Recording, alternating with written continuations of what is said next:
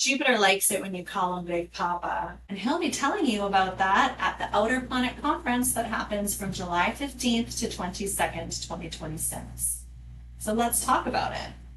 My name is Tigris, I am the Sky Witch, and I love talking about everything to do with stars and magic, and so if that's your jam, make sure to hit the subscribe button to follow along.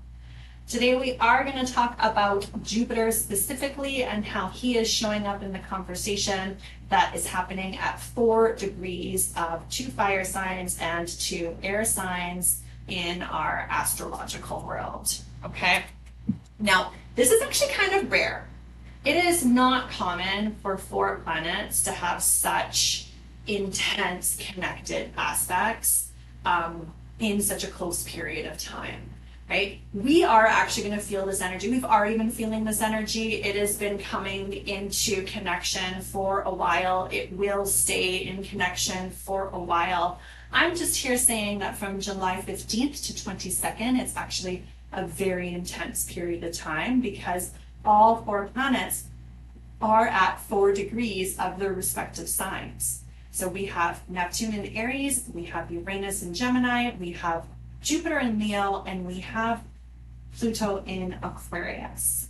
So when we look at it from Jupiter's perspective, he's in Leo, he's just got there, and when Jupiter is in Leo, we are talking about really big, creative, performative, excellent, charismatic vibration. Okay. Leo is the place of your heart. It's a place of yourself. It's a place of your spirit. It's a place of pure love.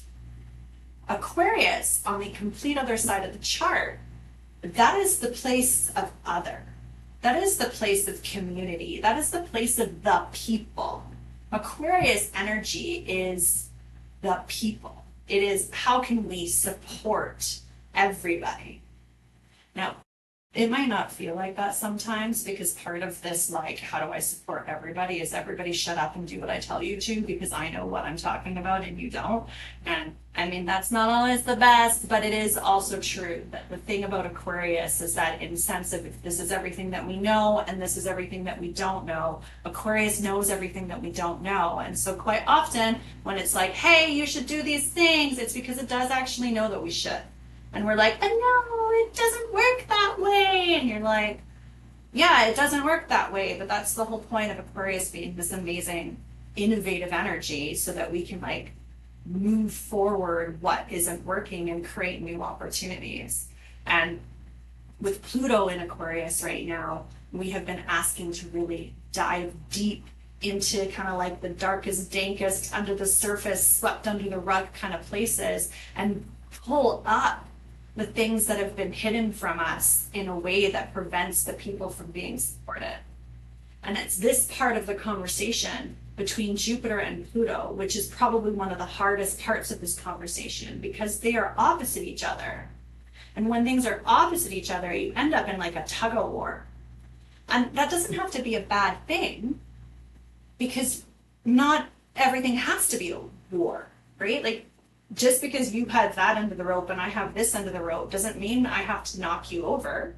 We could just have integration between us.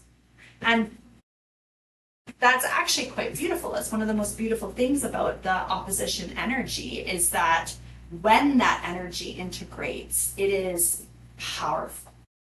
And so with Jupiter bringing this attention to our love of self, and Pluto bringing attention to this need to support each other, we are being asked to figure out this banter that's happening between them to say, how do we find the balance and integrate that more effectively? Jupiter is also going to be tapping into both Neptunian and Uranus energy.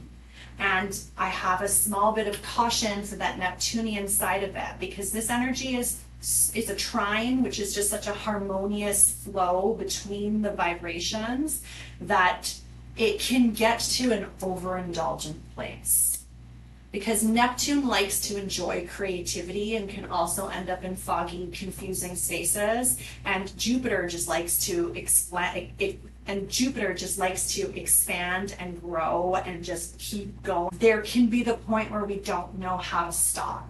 And so while indulging can be fantastic, we have to be mindful not to overindulge, because when we end up in that overindulging space, that's going to create more push-pull in the connection with Pluto. We have to have harmonious flow here with boundaries in order for the integration here to hit its maximum power. When Jupiter is connecting into Uranus energy, Uranus, it is explosive, lightning, electrical vibration. And so it's angsty. It's like, I need to break through into something that helps me feel free. And so it's going to be pulling into that Jupiterian energy to try and find the expansion there. And, you know, it might make sense to try and channel that energy into the breakthrough versus channeling it into the escape. Right? We have an opportunity here. This conversation is bringing up an opportunity with all of these 4 planets in connection. We know that there's something hidden that is now being brought to light. And we know that we have to integrate whatever we've learned in order to find a better balance between the self and other. And we might have a choice to expand in a way that leads to escapism, and we might have a choice to expand in a way that leads to breakthrough. It's up to us to identify the choices that are coming up for us and to make the ones that are good for us so that we can keep walking on our path towards our greatest good. Jupiter is going to be in the sign of Leo for about a year. It's actually the fastest moving out of all of these outer planets, which is kind of funny because it is the biggest planet in the solar system. And when you have like the bigger planets, they do tend to move slow. It's just that it's closer to the sun. And so it moves a little faster. It's about a year through each sign. It just got into the sign of Leo at the end of June. And so it's going to take the information that it needs to have. It's going to provide the blessings and the generosity that it's capable of giving. It's going to expand what it's capable of expanding, and then it's going to move on. But Pluto, Neptune, and Uranus, they're in these signs for the long haul, right? Like Jupiter will actually be in Leo a second time before Pluto actually fully leaves. Pluto's going to be in Aquarius until 2044. It takes 12 years for Jupiter to move around the entire zodiac sign. So we will see this connection between them again. So we have to take the opportunity to say, if this is the cycle that we're starting, what do we want it to be again in 12 years when it has another touch? Neptune takes 14 years to move through a sign. Uranus is going to take another 7 years to finish moving through Gemini. These planets are here for the long haul, and the information that they're gathering from each other here, right now, at this time, is going to be really important for us as we determine what our journey is and how we show up. So where can we expand ourselves? Where can we find growth in our hearts? When we look deep inside into the dark places of our hearts, what can we let go of? What can we wash away? That's actually another great keyword for Neptune. If Neptune can come in and wash away some of the things that we've found, then perhaps there'll be more space for growth and joy and love.